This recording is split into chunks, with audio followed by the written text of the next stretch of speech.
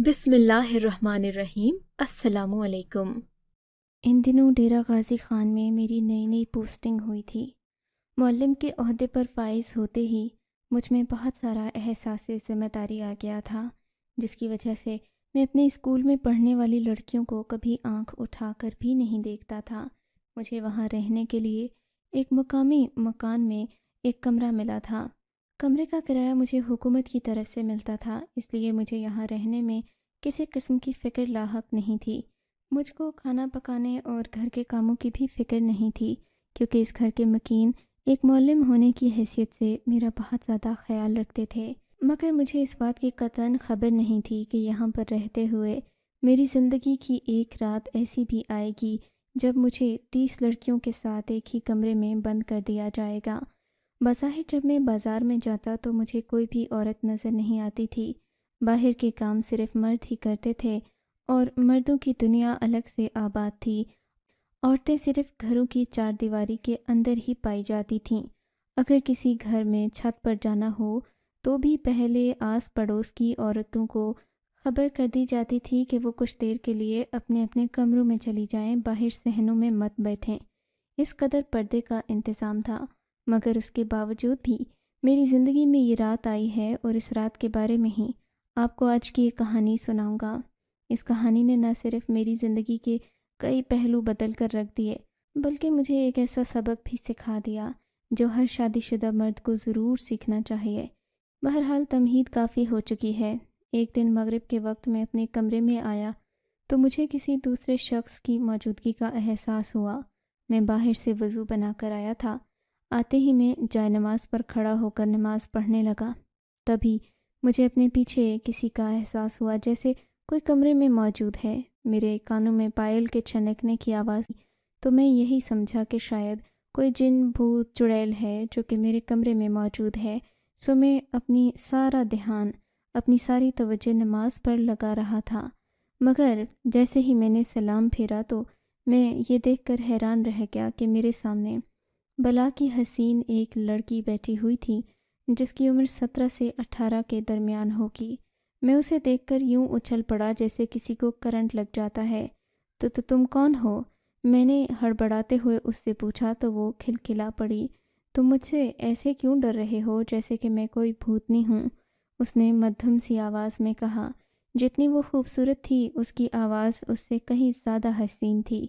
उसकी नीली आंखों के सहर में शायद मैं खो ही जाता, लेकिन मुझे यहाँ के हालात का अच्छी तरह से अंदाज़ा था।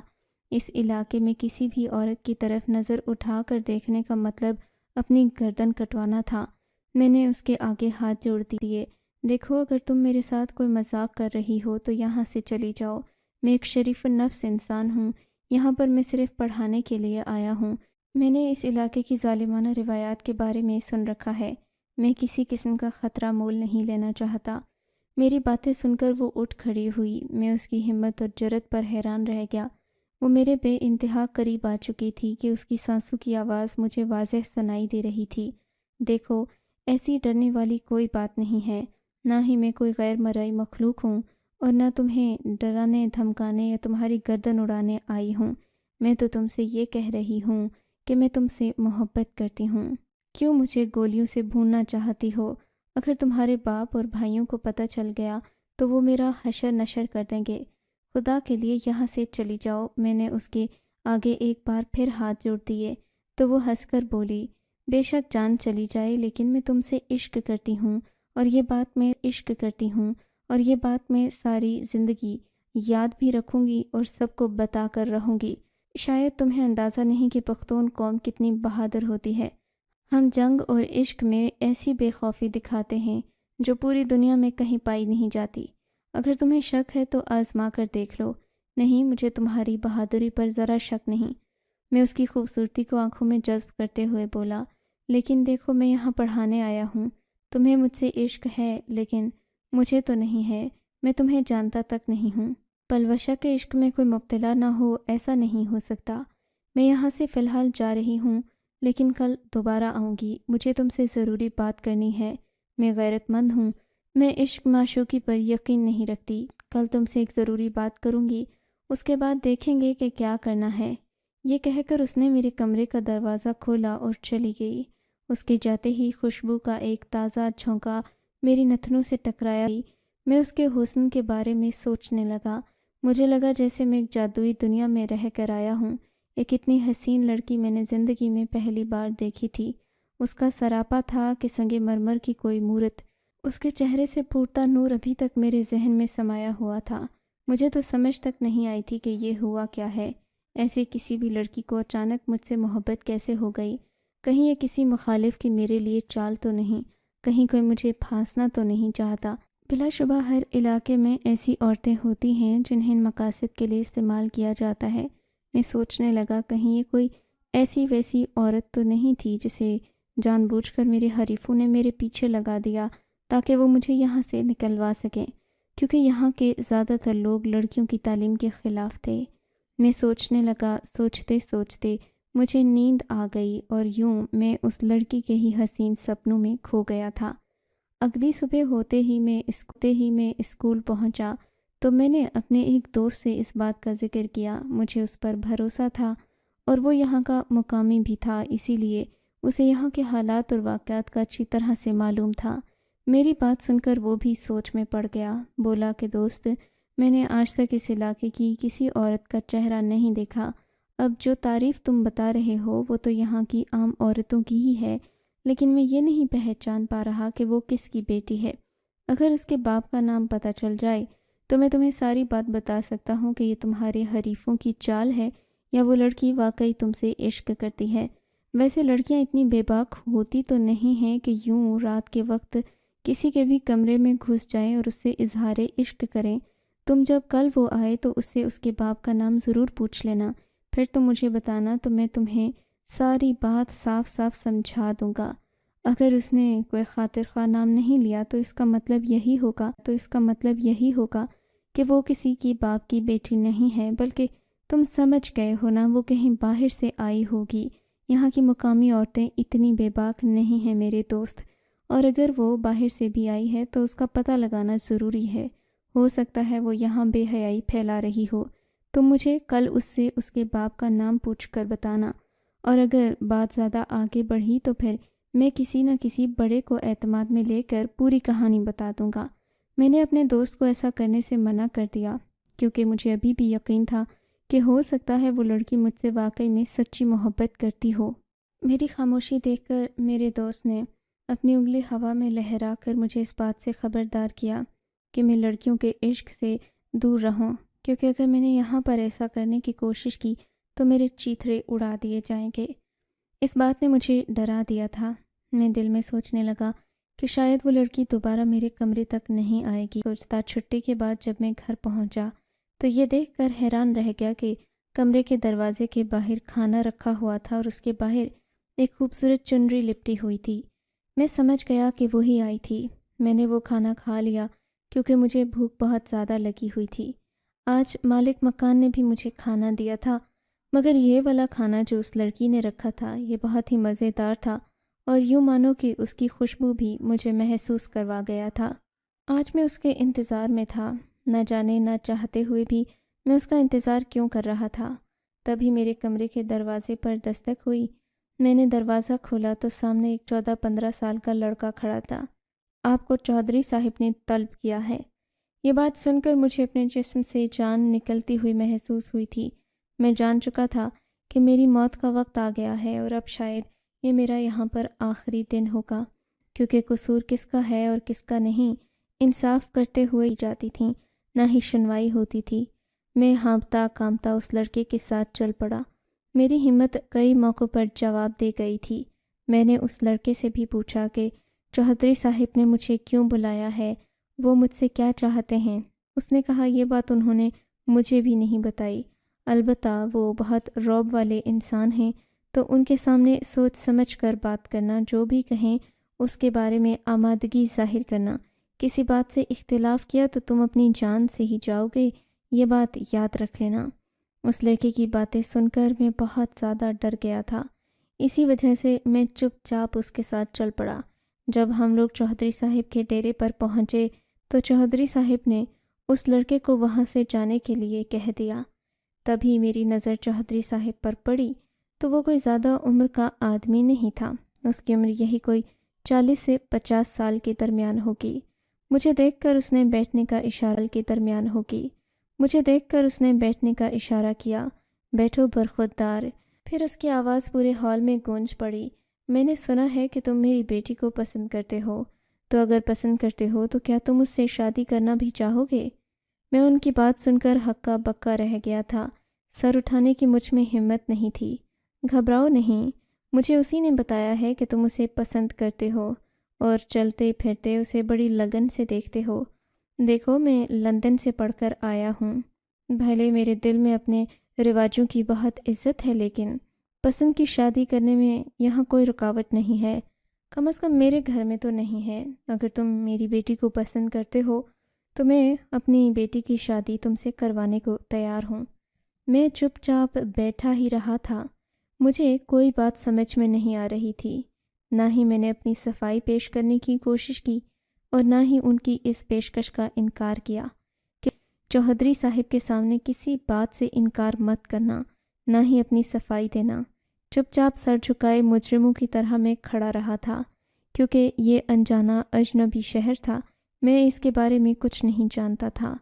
میری خاموشی دیکھ کر انہوں نے خوشی کا نعرہ لگایا اور بولے، چلو، مجھے خوشی ہے کہ میرا داماد اتنا پڑھا لکھا ہے۔ بیٹے، تم شادی کی تیاریاں کرو، میں اگلے ہی مہینے پلوشا کو تمہارے نکاح میں دے دوں گا۔ میں یہ سمجھا نہیں تھا کہ ایسا کیسے ہو سکتا ہے، کوئی باپ اپنے گھر بلا کر مجھے اپنی ہی بیٹی سے شادی کرنے کی پیشکش کرے، ایسا کیسے ممکن ہے۔ جیسے ہی میں حویلی سے باہر نکلا تو ایک ٹھا کی آواز آئی تھی جسے میں سمجھ نہیں پایا تھا۔ وہ لڑکا جو کہ میرے ساتھ مجھے اپنے گھر سے لینے کے لیے آیا تھا اب میرے ساتھ نہ تھا۔ میں جلدی سے زبیر کے گھر پہنچا جو یہاں کا مقامی تھا اور میرا دوست بھی تھا۔ میں نے جا کر اسے بات ساری بتا دی۔ کہنے لگا کہ یہ بڑی ہی حیرت کی بات ہے، چودھری کوئی ایسا بچکانا آدمی تو نہیں کہ تم سے اتنا بڑا مذاق کرے، لیکن اس نے تمہیں اپنی بیٹی کا ہاتھ دینے کا کہا ہے، وہ بھی اگلے مہینے، نہ ہی تمہاری چھان پھٹک کی۔ یہ کیسے ممکن ہے؟ ضرور اس کے پیچھے کوئی نہ کوئی راز ہوگا، کوئی مصلحت ہوگی۔ میں نہیں مانتا کہ چودھری بلا وجہ تمہیں اپنی بیٹی کا ہاتھ دے دے۔ وہ ضرور تمہارے ساتھ کوئی نہ کوئی ایسا چکر کر رہا ہے جسے میں چودھری کا بدلہ کہوں گا۔ یہ نہیں ہو سکتا کہ وہ سیدھے سبھاؤ اپنی بیٹی کا ہاتھ ایسے ہی راہ چلتے کسی نوجوان کے ہاتھ میں دے دے، جبکہ وہ یہ بھی سمجھتا ہے کہ تم کالج میں آتے جاتے اسے چھیڑتے اور تنگ کرتے ہو۔ ہونا تو یہ چاہیے تھا وہ گھر بلا کر تمہاری ٹانگیں توڑ دیتا، آنکھیں پھوڑ دیتا، لیکن اس نے تمہیں یہ کہہ دیا کہ میری بیٹی سے شادی کرو۔ ضرور اس میں کوئی نہ کوئی شک والی ہی بات ہے۔ یہ سن کر میں بہت زیادہ ڈر گیا تھا۔ میں اپنی امی ابا کا اکلوتا بیٹا تھا۔ میں نے سوچ لیا کہ جو بھی ہوا اس کا اثر میرے ماں باپ پر ضرور پڑے گا، تو میں جا کر چودھری صاحب سے معافی مانگ لوں گا تاکہ انہیں میرے بارے میں جو بھی غلط فہمی ہے وہ دور ہو جائے۔ لیکن ایسا کرنا بھی خطرناک تھا۔ وہ یہی کہتے کہ میں ان کی بیٹی پر الزام لگا رہا ہوں۔ بالآخر 1 مہینے کا وقت مجھے دیا گیا اور کہا گیا کہ اگلے ہی مہینے میری شادی ہے۔ اس بات کو سمجھنا میرے لیے ناممکن تھا۔ میں ڈر بھی رہا تھا۔ پہلے تو مجھے لگا کہ چودھری صاحب نے شاید میرے ساتھ مذاق کیا ہے، لیکن 15 دن گزرے تو 2-3 لڑکے میرے لیے کپڑوں کا ناپ لینے آ گئے۔ مجھ سے بولے کہ ہمیں چودھری صاحب نے آپ کا ناپ لینے بھیجا ہے۔ تب مجھے یقین آ گیا کہ واقعی چودھری صاحب اپنی بیٹی کا رشتہ مجھے دینا چاہتے ہیں اور شاید میری شرافت سے متاثر ہو گئے ہیں۔ مگر میں یہ نہیں جانتا تھا کہ میرے اوپر ابھی کے مطابق میں گھر آیا تو مجھے اپنے پیچھے کسی کی موجودگی کا احساس ہوا۔ یہ بالکل ویسا ہی احساس تھا جب پہلی بار پلوشا میرے کمرے میں آئی تھی اور آ کر مجھ سے اس نے اظہار عشق کیا تھا۔ میرے کان کھڑے ہو گئے، دل کی دھڑکنیں جیسے بے ترتیب سے انداز میں دھڑکنے لگیں۔ میں پلوشا کے لمس کا انتظار کر رہا تھا۔ میں تو اسی کو سوچ رہا تھا، مگر اس سے پہلے کہ وہ اپنا نام مجھے بتاتی یا میں پیچھے مڑ کر اس کا نام پکارتا، ایک بڑا بھاری سا ہاتھ میرے کندھے پر پڑا۔ میں یہ دیکھ کر حیران رہ گیا کہ وہ پلوشا نہیں بلکہ کوئی اور عورت تھی۔ پہلے تو مجھے کسی مرد کا گمان ہوا کہ شاید کوئی آدمی ہے جو میرے کمرے میں آ گیا ہے، اور مجھے سبق سکھانا چاہتا ہے یا میری جان لینا چاہتا ہے۔ مگر میری یہ بات غلط ثابت ہوئی تھی۔ جب میں نے پیچھے مڑ کر دیکھا تو وہ ایک عام عورت تھی جو میرے پیچھے کھڑی مسکرا رہی تھی۔ میں نے اپنی نظریں جھکا لی تھیں۔ میں سمجھا نہیں آپ کون ہیں۔ میری بات سننا تھا کہ وہ مسکرا پڑی۔ ارے تم نہیں جانتے کہ میں کون ہوں؟ میں تو یہاں تمہاری خدمت خاطر کے لیے آئی ہوں، اور آج رات کو ہم سب یہیں پر رہیں گے۔ اتنا کہہ کر اس عورت نے اپنا ہاتھ ہوا میں لہرایا تو دروازہ کھل گیا۔ دروازہ کھولنے والی کوئی اور نہیں، ایک جوان حسین لڑکی تھی۔ میں یہ دیکھ کر مزید پریشان ہو گیا تھا۔ اب تو مجھے اپنی موت یقینی نظر آ رہی تھی۔